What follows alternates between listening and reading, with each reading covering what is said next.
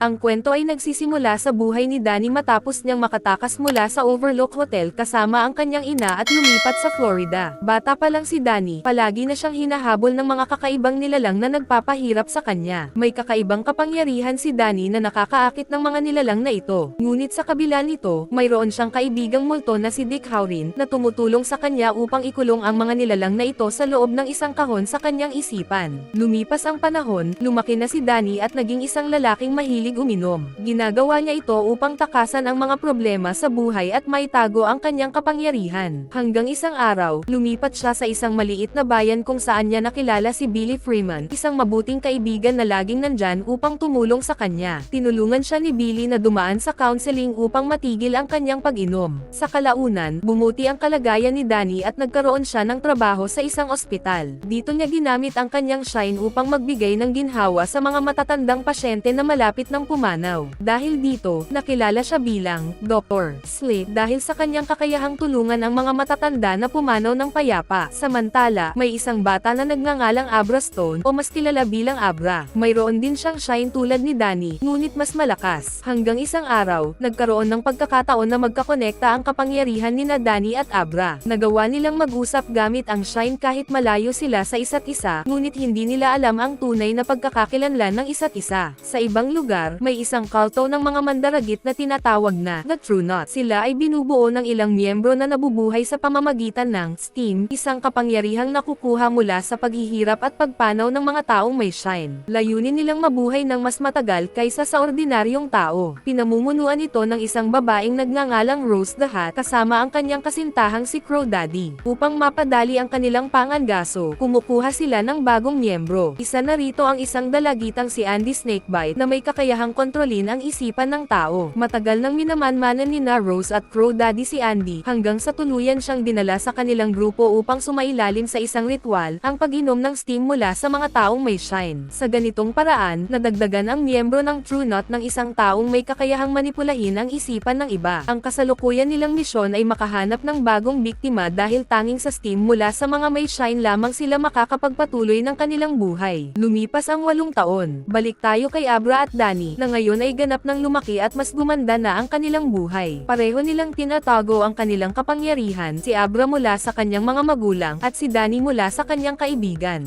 Ngunit isang araw, natuklasan ng True Knot ang sikreto ni Abra. Sa panahong iyon, may target silang batang lalaki na dinukot matapos ang isang laban sa baseball. Sina Rose the Hat, Crow Daddy, at iba pang kasamahan ay sinimulan ang kanilang ritual sa pamamagitan ng pagtali sa bata at pagpapahirap sa kanya upang kunin ang kanyang steam. Ang batang lalaki ay nagsisigaw sa sakit habang hinihigop ng mga mandaragit ang singaw na lumalabas mula sa kanyang bibig. Habang natutulog si Abra, narinig niya ang sigaw ng bata at napaiyak sa takot. Dito niya napagtanto na sila Rose ay mga mamamatay tao. Ngunit sa parehong pagkakataon, narinig din ni Rose at ng True Knot ang sigaw ni Abra, na nagbigay ng babala sa kanila na may isang makapangyarihang nilalang na nagmamasid sa kanila. Dahil dito, nabasag din ang chalkboard ni Danny nang marinig niya ang sigaw ni Abra. Natapos ang ritual ng True Knot at tuluyang namatay ang kawawang bata habang lumabas ang kanyang huling steam. Agad na ipinaalam ni Rose kay Crow Daddy ang tungkol sa presensya ng isang malakas na nilalang na nagmamasid sa kanila, kaya't lalong lumakas ang kanyang interes na hanapin ito. Kinabukasan, habang nasa paaralan si Abra, sinubukan niyang maghanap ng impormasyon tungkol sa nawawalang bata. Natuntun niya ang pagkakakilanlan ng batang pinatay ni Rose. Nang gabi, sinubukan niyang alamin ang eksaktong lokasyon ng pagpatay sa pamamagitan ng pagtingin sa litrato ng biktima. Sa pamamagitan ng kanyang kapangyarihan, natuklasan niya ang kumpletong address ng lugar kung saan naganap ang krimen. Pagkatapos nito, sinubukan ni Abra na pumasok sa isipan ni Rose. Habang namimili si Rose, bigla niyang naramdaman ang presensya ni Abra sa kanyang isipan at sinubukang kontrahin ito. Ngunit sa halip na manig kay Abra, siya mismo ang natilapon pabalik dahilan upang siya ay bumagsak. Agad niyang kinausap sina Crow Daddy at iba pang kasamahan at ipinahayag ang kanyang matinding kagustuhan na hulihin si Abra dahil sa kanyang walang kapantay na kapangyarihan at walang katapusang steam. Kinabukasan, hindi pumasok sa paaralan si Abra dahil nais niyang makipagkita kay Danny sa isang parke. Doon, ikinwento niya kay Danny ang nakita niyang batang pinatay na lumabas nang siya ang batang naiulat na nawawala. Sinabi rin niya na matagumpay siyang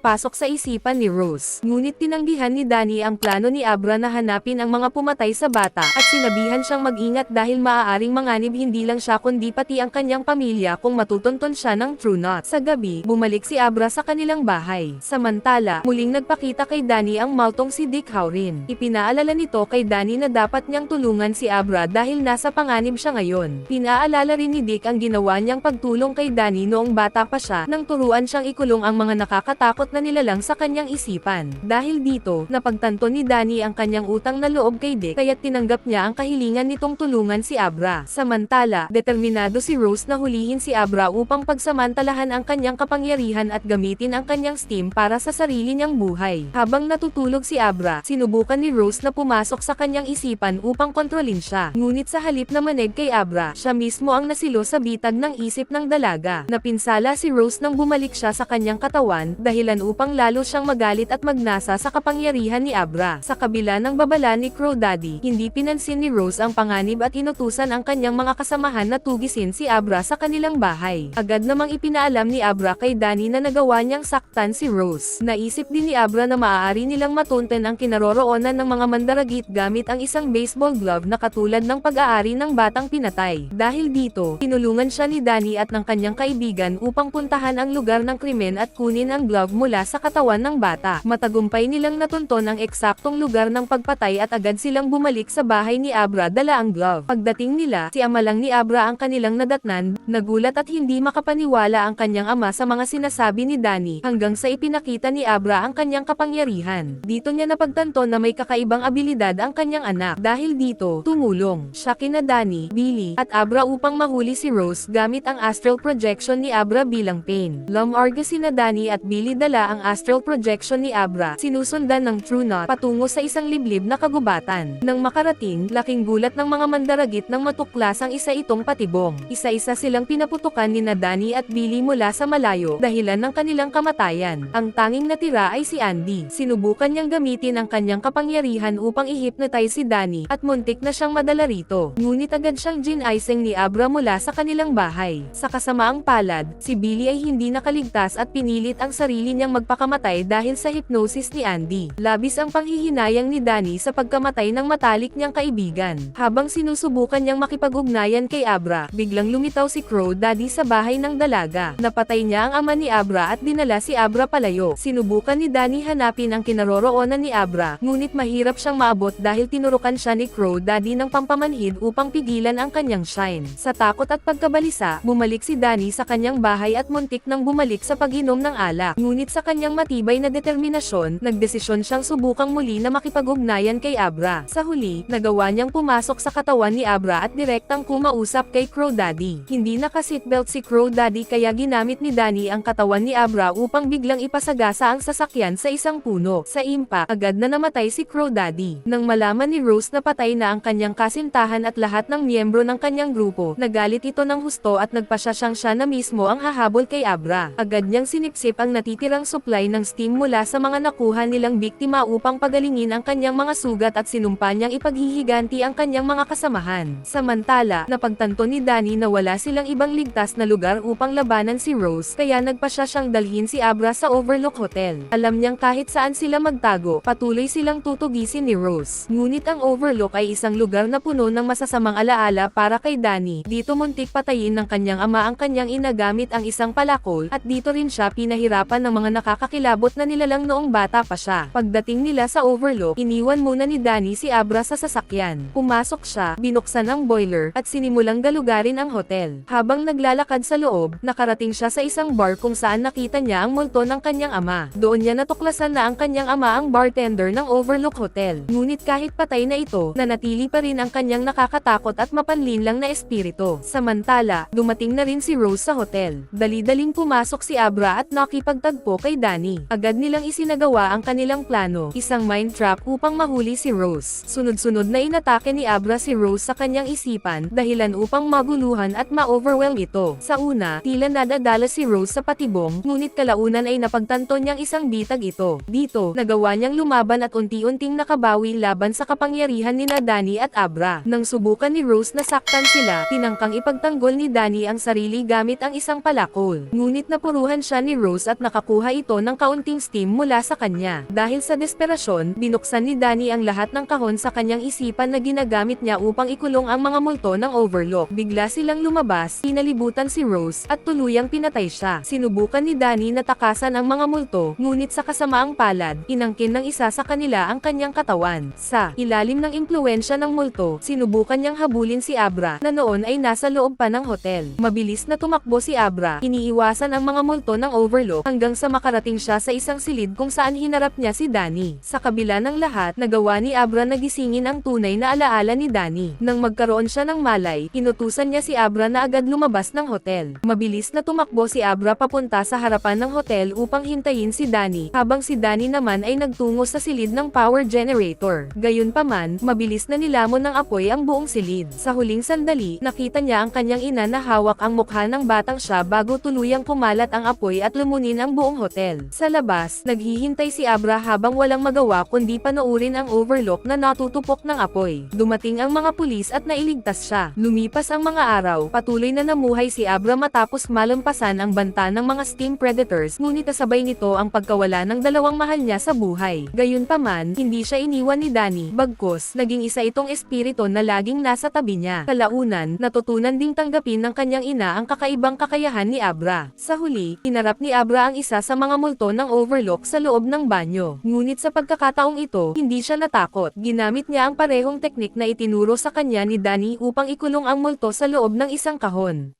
Mag-subscribe na kung hindi ka pa nakasubscribe, pindutin na rin ang notification bell at like button para sa marami pang movie recap katulad nito, at mag-iwan ng comment down below. And as always, thank you for watching.